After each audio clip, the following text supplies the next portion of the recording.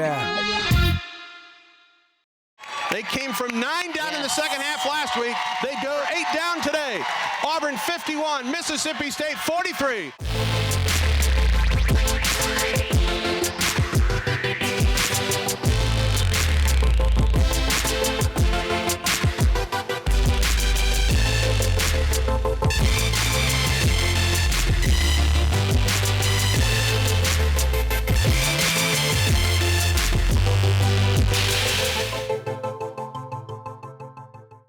Welcome into the Auburn Women's Basketball Review with Tigers head coach Terry Williams-Flournoy. I'm Andy Burcham, War Eagle. Auburn played just one game this past weekend, a big win for the Tigers and a come-from-behind win against Mississippi State.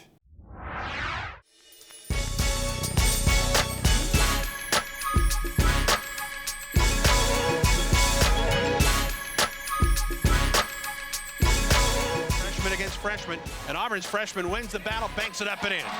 That's a good take. Being pressured like that, put your head down and go to the basket. Take her, yes. Drives on Richardson, leans in off the glass, good. All day. In the ball game, and there's a steal. Ty Tanner took it away from James, drives and scores. Capers underneath nice for Furking. Cut. Nice pass. Great pass. And Furking is able to put it in with the left hand. And Dieng comes out of the pack for Auburn up the floor. Katie, right side, Montgomery, pull up from 10, good. Hands the ball to Keani Parker. Baseline left, Tyrese from 19, good. She was definitely our go-to player, and she wanted to be the go-to player. Right. She wanted to win the game, and that makes the difference between a go-to player and someone that's just out on the floor. In the first half, I was thinking too much and worried about trying to make the shot, and in the second half, I just played. Coach Walters talked to me and just told me just relax and play. And then I'm playing to win. I'm not playing just to have fun. So I tried that in the second half, and it worked. Underneath for Davis. Peyton shoots and scores on a nice spin move against Allwall. A screen from Peyton Davis. Pulled up from 19 to tie it. Didn't get it. Rebound, Parker back up. We're tied. Keani Parker with the rebound and her first basket of the game. Up the middle of the floor, Hasina. Cross midcourt, gets the ball to Tyrese Tanner, slices the hole, banked it in! I like it. 10 for Tyrese. Auburn goes on top 32-30. I thought they did a better job defensively and understanding when we made the adjustments in our press as well. I mean, we held them to 19% in the second half, so our defense really stepped up in the second half. Top of the circle for Montgomery. Low post, Tracy Tanner to the hole and in! First field goal of the day for Tracy. May falls down. Parker picks it up, gets the ball. There's Tanner from 17. Swish! Buddy, what a clutch shot that is. 10 seconds to go, and Auburn's going to win it. They came from 9 down in the second half last week. They go 8 down today. Auburn 51, Mississippi State 43. Coach, second straight ball game that Auburn has come from behind in the second half. Second straight win for the Tigers. Down 8 at the half, and for the second straight game, held an opponent to just 4 field goals made in the second half of play. I know we wish we could play much better in the first half, so it doesn't look as bad in the first half. But I was very proud the way we came out in the second half, and our defensive energy in the second half was truly amazing. Tyrese Tanner led Auburn with a double-double, 21 points, 10 rebounds. Should be noted, at the half she had 4 points, 4 rebounds, and played most of the second half with 4 fouls, and yet played a very, very good ball game. Yeah, she was probably about as bad as she could be in the first half. But I tell you what, she made up for it in the second half. She was an absolute beast in the second half. Second straight win for the Tigers in Southeastern Conference play, and we'll be back with more of the Auburn Women's Basketball Review after this. Hi, I'm Tracy Tanner. I'm a sophomore center on the women's basketball team. Goes to Tracy underneath, in the lane, with the right hand. Good! My favorite food is sushi because it comes in different varieties. One thing people don't really know about me is that I make my own clothes. My favorite TV show would be Housewives of Atlanta, just because it's interesting. My favorite song out right now is Roar by Katy Perry because it relates to our school mascot. My favorite actress is Gabrielle Union because she plays a lot of dramatic roles.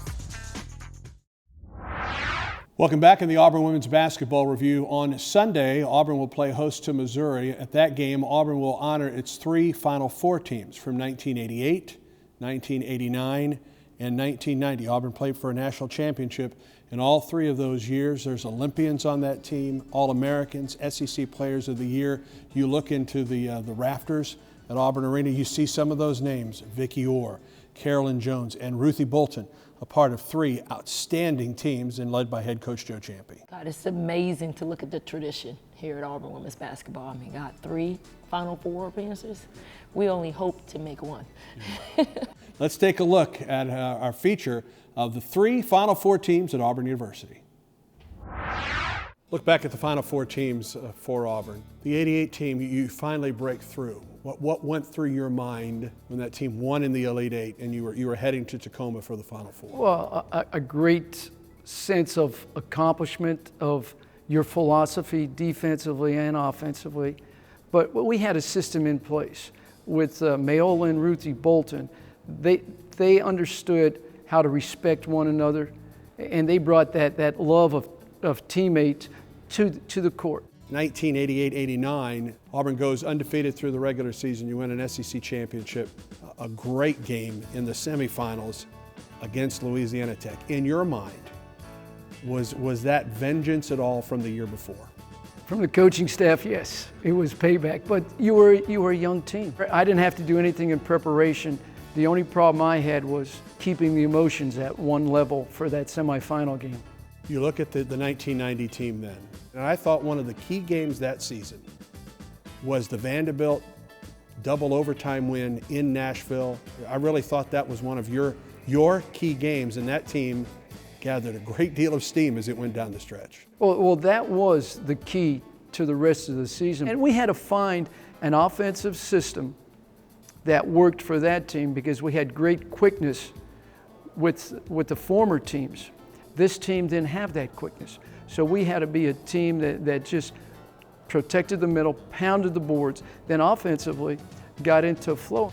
I'll never forget going to the press conference before the Elite Eight game against Washington. And Washington was the number 2 team in the country going in, and those folks gave you no chance to win that game, and Auburn dominated from the opening tip in that ball game. We confused them defensively.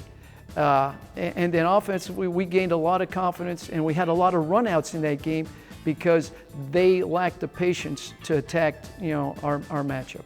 So Auburn goes to the Final Four in Knoxville, Tennessee. And for the 3rd straight year, it's Auburn and Louisiana Tech in the tournament, this time in the semifinals. You went right at Louisiana Tech and won a game, again, that a lot of the national folks said Auburn had no chance to win that basketball game. Well, that's true, and we were used to that. But Auburn, with their success and the way I coached, with Ciampi coached teams, it was about us, not about the opponent. So we sold our players on their ability to perform. Everyone had a role offensively. That was 3 straight Final Fours for Auburn. You're within a shot or two the next year in Knoxville of going back to another Final Four that would have been in New Orleans. Calvin Jones makes the shot and gets called for a charge. Yeah, I still remember that play. But you had a group of players that represented Auburn. They played at a championship pitch every time they walked out on the floor. But overall, hey, I learned offenses and defenses don't make championships. It's a growth of people, and we had blue-collar, tough-type athletes, but the team mentality came first, and that was our success. It was about the team. One game for Auburn this past week, lots of highlights for it. Let's take a look at the top 5 highlights of that Mississippi State game.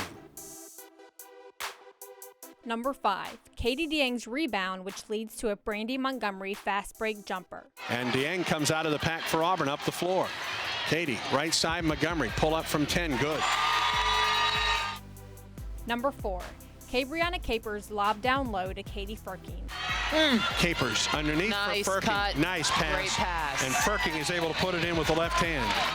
Number 3, Brandy Montgomery's low post pass to Tracy Tanner. Top of the circle for Montgomery. There it Low is. post, Tracy Tanner to the hole and in. First field goal of the day for Tracy. Number 2, Keani Parker's putback layup to tie the game at 30. A screen from Peyton Davis, pulled up from 19 to tie it, didn't get it. Rebound, Parker back up, we're tied. Keani Parker with the rebound and her first basket of the game.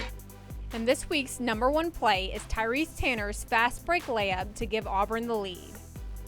Up the middle of the floor, Hasina. Cross midcourt, gets the ball to Tyrese Tanner, slices in the hole, banked it in! Like it. 10 for Tyrese. Auburn goes on top 32-30. Coach, anytime now when an athlete comes to Auburn University, regardless of the sport, they're working out almost year-round now. Let's talk a little bit about the importance of off-season conditioning for your players, and especially from one season to the next. Yeah, it's very important because the time is so limited on what we can do with them in the summer. And we always tell them players get better in the summer, in the off season, because that's the time that they have to put in themselves.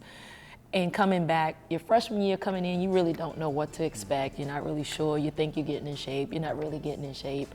But then from that freshman year, that summer going into your sophomore year, it should really make a really huge difference because now you know what expectations you have for yourself. You know what times you're supposed to make, so it shouldn't be a conditioning factor going into your sophomore year. And one of those players is Auburn's Cabriana Capers.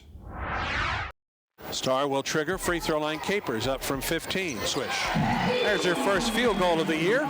Over the summer, forward Cabriana Capers focused on improving her speed and strength to get in better shape for her sophomore season. It was different for me because last year I didn't get to do the preseason conditioning workout because I was hurt. But that, me being hurt, it gave me a drive and focus to get into shape and come back. So I would say beginning of this year, I was in shape thanks to the summer workout. She kind of heard the message from Coach Flo that was repeated over and over again, and that's if you want to play in our system, all you have to do is be able to be fit and give great effort. So KB really took that to heart. So she started reaching out to me for some extra work, whether it was speed development or some footwork as far as change of direction. And then she asked for some supplemental conditioning in terms of boxing.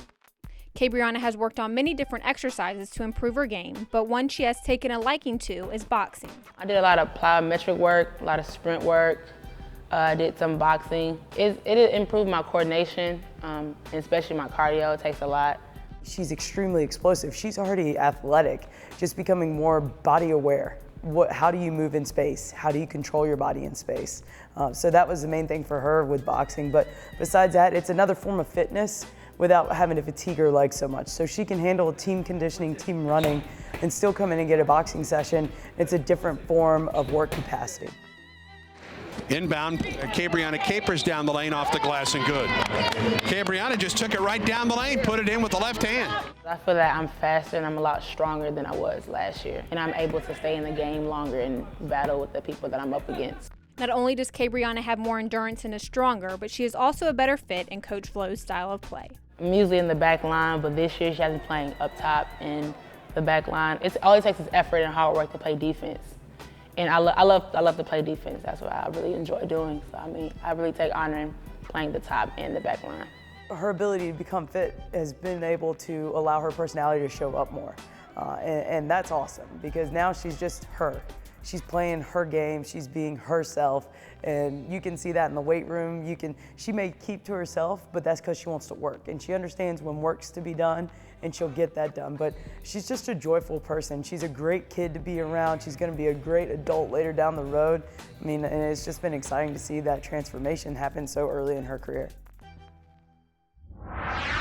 2 games for the Tigers this week. Auburn opens it up on Thursday evening in a 6 o'clock game at Vanderbilt Memorial Gymnasium. It's an odd place to play, but they're very good at home. One of the reasons is because of the facility, but most importantly, they're just a very good basketball team. Yeah, they just play well at home. You know, you can take the facilities out of it. You know, they could go play out in Playground Park. They're just a very good basketball team. You look at this Vanderbilt Ball Club, and so many times this year, you know, I've talked about guard-dominated teams. And this is one of those. When you look at Jasmine Lister at the point and Christina Fogarty at one wing, they're both seniors. They're outstanding shooters, and they're very, very good basketball players. It's a 1-2 punch that can knock you out. You know, they play extremely well together. They know where each other are on the court all the time. They're both very good shooters, both three-point shooters, off the balance. They just play well. You can tell that they're veterans out there playing. Auburn and Vanderbilt Thursday night at 6 o'clock. The Tigers return home on Sunday afternoon, and a 2 o'clock start, the Tigers and Missouri. Auburn split the games with Missouri a year ago. One thing you know, if you don't defend the three against Missouri, you can be in a lot of trouble. Yeah, we saw that last year at Missouri. Definitely. I mean, you got to force them off of the three-point line. They're very comfortable at the three-point line, and they shoot it extremely well. Auburn and Vanderbilt Thursday night at 6, broadcast at 5:45 in the Auburn area on Wings 94.3. Then Sunday afternoon, back at home, a 2 o'clock game against Missouri. Again, the broadcast at 1:45. Coach, thanks for the visit. War Eagle. War Eagle. Thanks, Andy. For Coach Terry Williams, I'm Andy Bertram. Thank you for joining us on the Auburn Women's Basketball Review.